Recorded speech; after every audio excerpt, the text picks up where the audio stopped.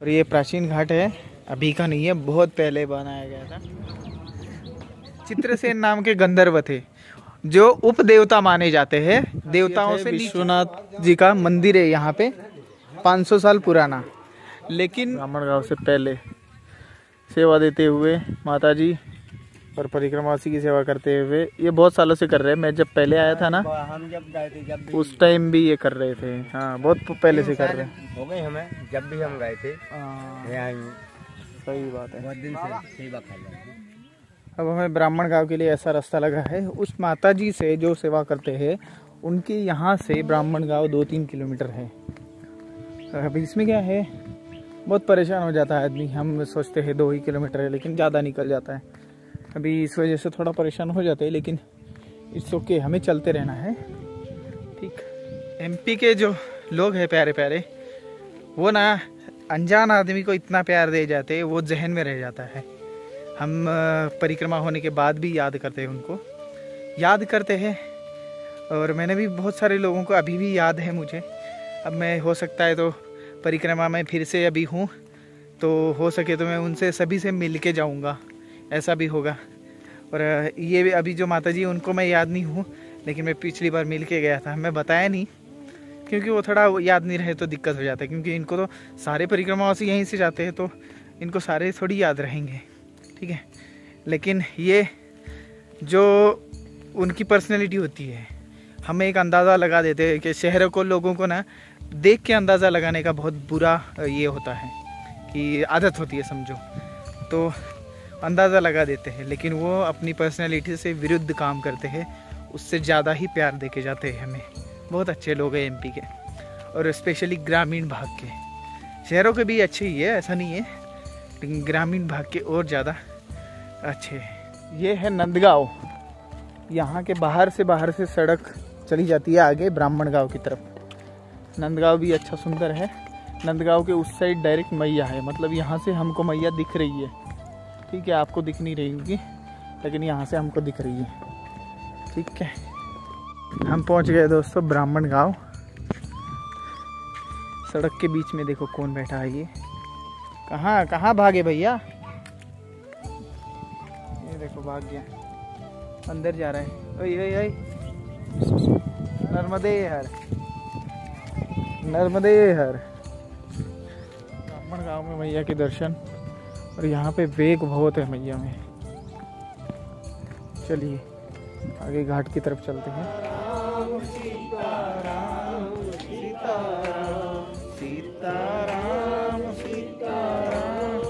सीताराम सीताराम सीताराम सीताराम सीताराम सीताराम सीताराम। दोस्तों ये है ब्राह्मण गांव का परिक्रमावासी निवास। देखिए बहुत सुंदर अरेंज किया है ब्राह्मण गांव के गांव वालों ने।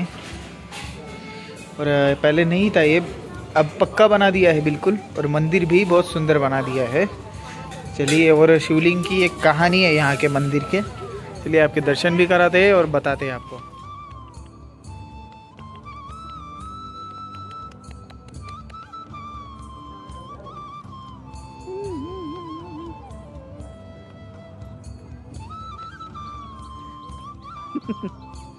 सही।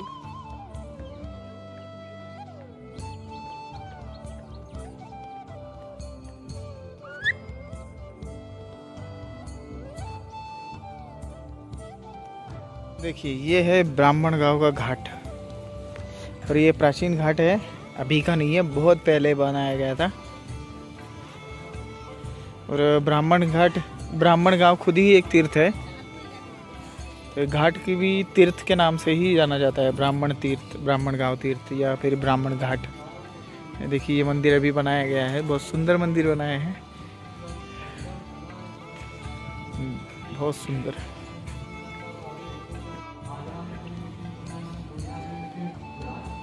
दोस्तों अब चलिए हम आगे चलते हैं थोड़ा सा, और एक मंदिर दिखाएंगे, वो ब्राह्मण गांव में ही है। और ब्राह्मण गांव क्यों तीर्थ है इसकी कहानी बताएंगे। चलिए, नर्मदे हर हर हर महादेव। हम ब्राह्मण गांव में हैं और हमें मिले हैं सीताराम धनगर जी, जो कि रामनारायण मीडिया के सदस्य है पहले से ही। इन्होंने कमेंट भी इनके पढ़ता रहता था मैं, और यहाँ पे आके इन्होंने हमें पहचान लिया। और मैं ब्राह्मण गांव से हूँ, इन्होंने बताया था।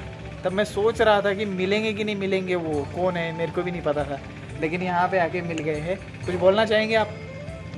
नर्मदे हार सीताराम। सीताराम, ठीक है नर्मदे। हम ये अन्य क्षेत्र से, हम घाट से होते हुए आगे की तरफ जा रहे हैं। इधर पत्रेश्वर महादेव है और सुकेश्वर, वो दोनों महादेव साथ में ही है। हम इधर चलते हैं और वहीं पे जाके ब्राह्मण गांव का महत्व और ब्राह्मण गांव तीर्थ का सारी स्टोरी आपको बताएंगे। बहुत ही इंटरेस्टिंग स्टोरी है, पिछली बार बताया नहीं था मैंने, लेकिन इस बार बताएंगे आपको। हम मैया के किनारे जा रहे हैं और यहाँ पे एक बड़ का पेड़ बहुत पुराना है, बहुत बड़ा है। देखिए हम आ चुके हैं पत्रेश्वर सुकेश्वर, दोनों महादेव जी का मंदिर यहाँ पे है।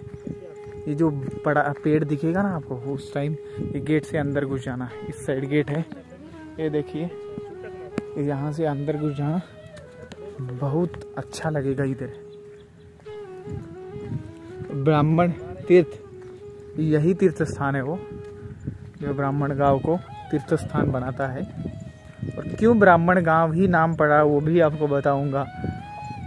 और स्टोरियाँ दो हो सकती है, एक मुझे क्लियरली पता है ब्राह्मण गांव नाव की नाम की, और यहाँ पे पत्रेश्वर महादेव उनकी।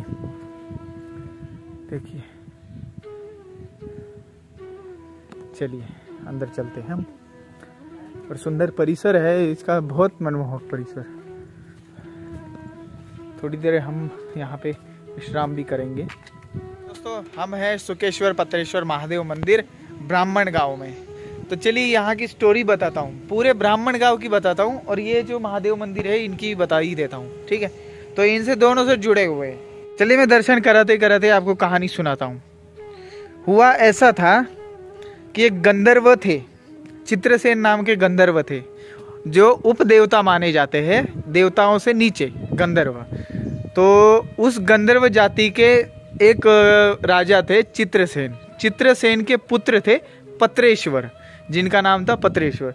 पत्रेश्वर देवों से भी ज्यादा सुंदर थे, तो देवों को थोड़ा ईर्ष्या होने लग गई थी। तो एक मीटिंग में, देवों की मीटिंग थी, उसमें गंधर्व भी बुलाए गए थे। उस मीटिंग में जो मेनका थी, मेनका या रंभा, उनमें से दो अप्सराएं थी, वो नाचने लग गई थी। तो फिर उनको देख के पत्रेश्वर का कंट्रोल खो दिया, तो उसने अभद्रता कर दी पूरे मीटिंग में। तो इस बात से दुखी होके इंद्र ने श्राप दे दिया उनको कि मृत्यु लोक में तुम्हारा जन्म होगा, ठीक, मृत्यु लोक में जन्म होगा। फिर हुआ क्या, पत्रेश्वर जो कि चित्रसेन के पुत्र थे, और चित्रसेन इंद्र के मित्र थे, इस वजह से उन्होंने दोनों ने निवेदन किया कि ऐसा मत करिए, मृत्यु लोक में मत भेजिए, गंधर्व देवता है इसलिए। तो निवेदन के बाद में इंद्र ने बोला कि अब तो श्राप दे दिया है, लेकिन आपको तपस्या करनी पड़ेगी नर्मदा जी के किनारे, जो मोक्षदायिनी है, मतलब यहाँ आके मोक्ष मिल जाता है। इस वजह से इनके किनारे आपको तपस्या करनी पड़ेगी 12 वर्ष तक, तभी आपका, और वो भी ब्रह्मचर्य रह के तपस्या करनी पड़ेगी। इसी वजह से वो यहाँ पे आए पत्रेश्वर जी, और इन्होंने यहाँ पे तपस्या की, फिर उनको मोक्ष मिल गया, मतलब फिर से वो गंधर्व प्रजाति में चले गए। भी आप बोलोगे कि फिर ब्राह्मण गांव का क्या है कहानी। देखिए पत्रेश्वर जी जब तक यहाँ थे तब तक उन्होंने 12 वर्ष तक ब्रह्मचर्य अपना कंटिन्यू रखा। और ब्रह्मचर्य कैसा, हम एक या दो तरीके का ब्रह्मचर्य जानते हैं, उन्होंने सभी तरीकों का ब्रह्मचर्य रखा, मतलब जीभ का, सभी अवयवों का, सब कंट्रोल किया, उसको ब्रह्मचर्य। जब ये ब्रह्मचर्य उन्होंने रखा तब वो ना, जो ब्रह्म तत्व है वो उनमें आ चुका था, तभी वो पूरा ब्रह्मचर्य माना जाएगा देवताओं की नजर से, ठीक है। तो ये इंद्र ने यही बात बोली थी कि भाई पूरा ब्रह्मचर्य जब तक नहीं रखोगे तब तक ब्रह्म तत्व को नहीं पाए जाओगे। तो यहाँ पे उन्होंने 12 वर्ष तक पूरी कड़ी तपस्या करके ब्रह्मचर्य का पालन करके शिव जी की आराधना की थी यहाँ पे। तो फिर वही ब्रह्मचर्य, मतलब ब्रह्म तत्व को उन्होंने पा लिया था, उस जगह से ये ब्रह्म गांव हुआ था। लेकिन ये आगे जाके उसका विच्छेद होके ब्राह्मण गांव हो गया है। इस गांव का नाम, ऐसा माना जाता है। नर्मदा पुराण में मैंने काफ़ी ये ढूंढ के लाया था कि ऐसा क्यों हुआ, ब्राह्मण गांव का नाम ब्राह्मण गांव क्यों, तो ये अर्थ था उसका। ठीक है, तो ये सारी कहानी थी। बाकी आपको सुकेश्वर पत्रेश्वर जी के दर्शन में करा देता हूँ अंदर जाके। चलिए, इस जो मंदिर का परिसर है वो बिल्कुल सुंदर है और आप यहाँ पे आ सकते हैं। गांव से बिल्कुल अलग रखा गया है दोस्तों। देखिए यहाँ पे कचरा कुचरा, ये तो हमारे ही कपड़े हैं, ठीक है, हमने सुखा के डाले हुए, बाकी कोई कचरा नहीं है, एकदम सुंदर रखा गया है, एकदम साफ सुथरा। यहाँ पे देखिए, अभी इन दोनों में से, शिवलिंग में से ना, अभी गांव के लोग बता सकते हैं पत्रेश्वर कौन से, सुकेश्वर कौन से, लेकिन मैं दोनों शिवलिंग के दर्शन करा देता हूँ। और यहाँ पे एक यूनिक चीज़ है जो आपको दिखा देता हूँ, जो किसी भी शिवलिंग के पास में आपको देखने को नहीं मिलेगी। चलिए, ये कर लीजिए आप दर्शन शिवलिंग जी के।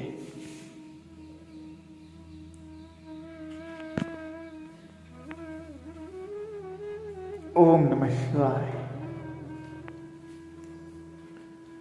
ठीक है, अब यूनिक चीज दिखाता हूं मैं आपको। ये मंदिर तो देख लीजिए, आवाज तो गूंज रहा है पूरी। यूनिक चीज आपको कहीं पे दिख रही है?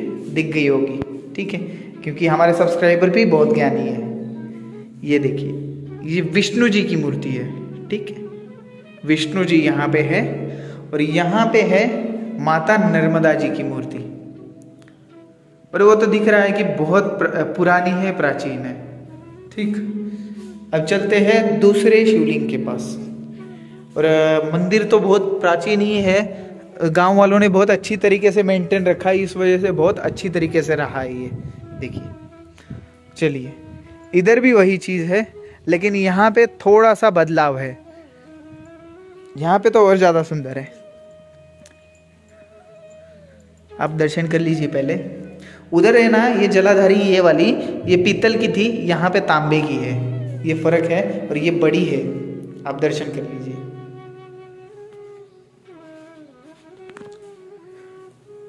ओम नमः शिवाय।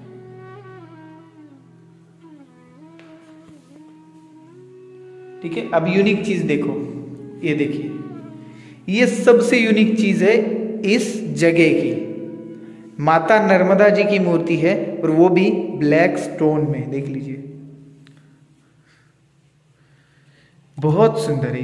ये ऐसी मूर्ति मैं पहली बार देख रहा हूं, इतनी पुरानी माता नर्मदा जी की मूर्ति। इस मूर्ति की फोटो खींच के अपन रखेंगे, जिसको चाहिए होगी वो मेरे से मांग लेना। और यहाँ पे ये देखिए, यहाँ पे और कोई देवी देवता नहीं है, ये है। अब ये इनका बारे में पता नहीं है मुझे, क्योंकि यहाँ पे एक कुत्ता है, और ये माता जी कौन है ये इसके बारे में थोड़ा नॉलेज नहीं है। कुत्ते पे कौन है? एक माता जी नव दुर्गा में से कुत्ते पे, लेकिन नव दुर्गा में से यहाँ पे क्यों है वो, और उन्होंने हाथ जोड़े हुए हैं, तो इसके बारे में नॉलेज नहीं है। लेकिन ये तो माता नर्मदा जी है, ये तो दिख ही रहा है। ठीक है, बाकी बहुत सुंदर मंदिर और बहुत सुंदर।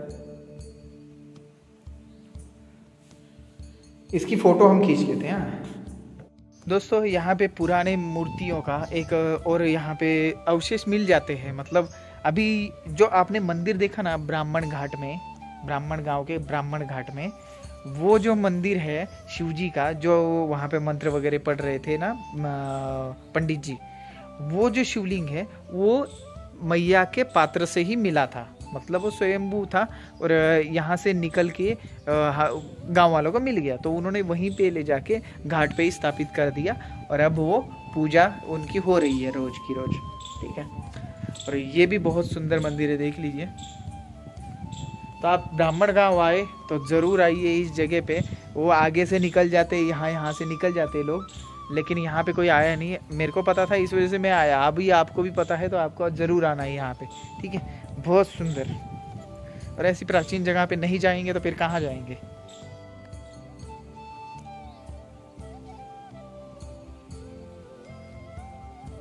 दोस्तों यहाँ पे एक शिवलिंग है। अब ये शिवलिंग यही पत्रेश्वर है या फिर ये किसी की समाधि है, ये नहीं बता सकता मैं। अब इन तीनों शिवलिंग में से ही कोई ना कोई पत्रेश्वर है। ठीक है, मैं बता दूं।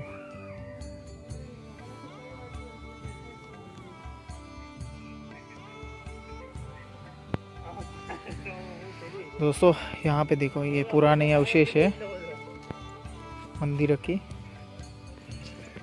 और एक मंदिर था शायद यहाँ पे। हम 2 घंटे आराम करके अब फिर से निकल पड़े हैं कपिलेश्वर के लिए 2 बजे। अब देखते हैं कपिलेश्वर कब पहुँचते हैं, आज पहुँचते भी की है कि नहीं।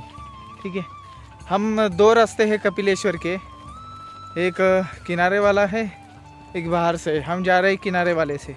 किनारे वाले से ऑलमोस्ट नहीं लोग जाते, कोई मारू की चिचली होके वहाँ से जाएंगे। पिछली बार भी ये वहीं से गए थे।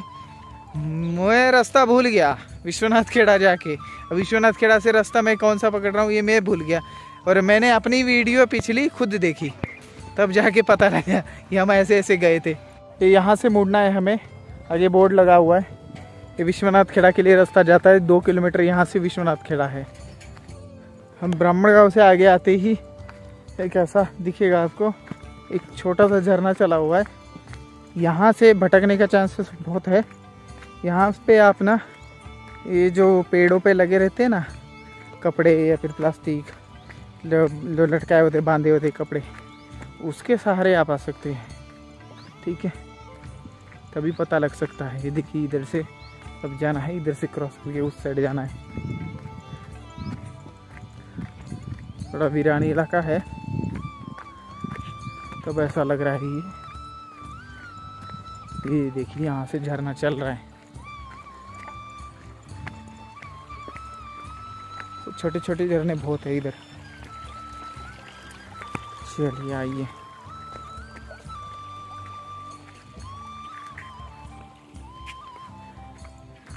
वैसे ही आगे आगे तरफ देखते हैं विश्वनाथ खेड़ा हम कब पहुँचते हैं।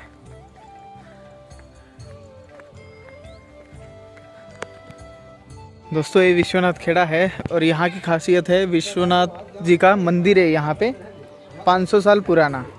लेकिन वो ये नहीं है, वो मैया में जलमग्न है अभी। ठीक है, तो वो तो है नहीं।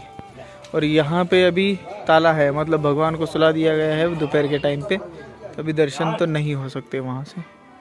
ठीक है, ये रामदेव बाबा मंदिर है। और हमारे साथ एक ट्रेजेडी हो चुकी है, सभी के साथ हो चुकी है इस साल। अब हमें इस साइड जाना है, चलो बताता हूँ क्या हुआ। और ये है यहाँ पे परिक्रमावासियों की सेवा होती है, यहीं पे रुकते हैं सब लोग इसी मंदिर में। और इधर हम विश्वनाथ खेड़ा से खेड़ा चल रहे हैं, खेड़ा होके अब चल रहे हैं लखनगांव चल रहे हैं हम। और हुआ क्या है मैं बताता हूँ आपको थोड़े से शब्दों में। अब सबको इसी रूट से आना पड़ेगा। तो हुआ क्या है पता है, अब हम ब्राह्मण गांव से मारू की चिचली होते हुए कपिलेश्वर तक हम जाने वाले थे, कपिलेश्वर लोहारा। ठीक है, तो वहाँ से क्या हुआ, अब वहाँ पे पानी भर चुका है और काफ़ी लोगों का दूर दूर ऐसा चला गया है। लोहारा अंदर जाके फिर वापस आना पड़ा, ऐसा हो चुका है। मारू की चिचली तक तो पानी है सब कुछ, उन्होंने बताया कीचड़ से जाना पड़ेगा। ठीक है, अभी मैया ऊपर आए थे इस वजह से हुआ है ये सारा। और रोड से बन गया है रास्ता पूरा, रोड से जाने तक क्या होगा, नया रास्ता बन गया है वो, रोड से बड़वानी तक जाना पड़ेगा हमें। और अब क्या कर सकते हैं, पिछली बार हम बहुत सारे तीर्थ थे, मतलब बहुत सारे तो क्या, अग्निदेव थे, ठीक है, वरुणेश्वर थे और कपिलेश्वर, ये मेन तीर्थ थे। दर्शन छोटा बड़दा होके हम आए थे, लेकिन इस बार ऐसा हो नहीं पाया। और ठीक है ना, पिछली बार हुए थे ये ठीक है। अब कुछ हमको नहीं मिलेंगे, कुछ मिल जाएंगे जो हम पिछली बार भी नहीं जा सके, वो इस बार जाएंगे हम। ठीक है, ऐसा हो सकता है। तो चलिए कोई बात नहीं, जैसे मैया की ये है। दोस्तों हम खेड़ा होते हुए लखनगांव जा रहे हैं। ये हम नया रूट पकड़ लिया है हमने, पिछली बार ये रूट नहीं था हमारा। ठीक है, ये देखिए यहाँ पे एक नदी है, थोड़ा धीरे से चलना पड़ेगा। बिल्कुल साफ सुथरी नदी है तो ठीक है, ये आगे जाती है। चलिए, जो मैया ने जैसा अब ठीक लगे, उनके मन में जो है वो है। हमें दर्शन कपिलेश्वर वगैरह के करने थे, लेकिन हम अब दूर से ही निकलना पड़ेगा हमको। और अग्निदेव वगैरह वो छूट चुके हैं, छोटा बड़दा होते हुए हम आते हैं ना, वो वाला रूट छूट चुका है। कोई बात नहीं, हम जो गुजरात वाले तीर्थ है ना वो हम छोड़ेंगे नहीं एक को भी। इस बार बहुत सारे जगह जाएंगे, दर्शन करते करते करते आगे बढ़ेंगे हम। ठीक है, देखिए कितना सुंदर है ये।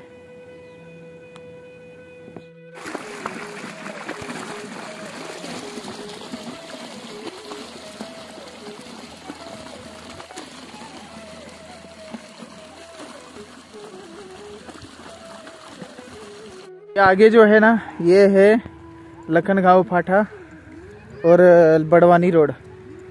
अभी इधर ही कोई आश्रम है, यहीं पे रुकना पड़ेगा। सुबह उठ के रोड निकल जाना पड़ेगा बड़वानी तक। ठीक है, चलिए चलते हैं।